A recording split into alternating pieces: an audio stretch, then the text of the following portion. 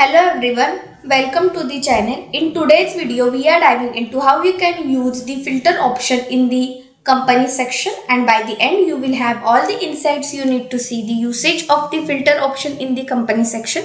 So grab a seat, hit that like button and let's get started. So when you click on the company, in the right hand side you will be able to find these filter options over here. So with the help of this filter option, you will be able to find your activities which you scheduled long back ago with the help of the events.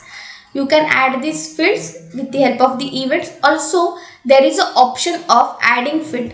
So you can add the fields whichever you require to filter out these activities. So accordingly, you will be able to filter out the activities over here. So filters which you have set, you can save this filter by clicking on the left hand side. We have the option of saving the filter. You can edit this filter or you can delete this filter. So there is an option of editing and deleting the filter over here.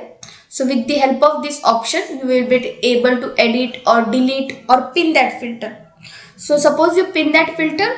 So next time whenever you open this entity with the help of that pin filter, you will be able to find the information related to the companies. So this is how you can able to use the filter option. Thanks for watching. If you found this video helpful, don't forget to like, subscribe and hit the bell icon for more content. Drop your thoughts or questions in the comments below and I will see you in the next one.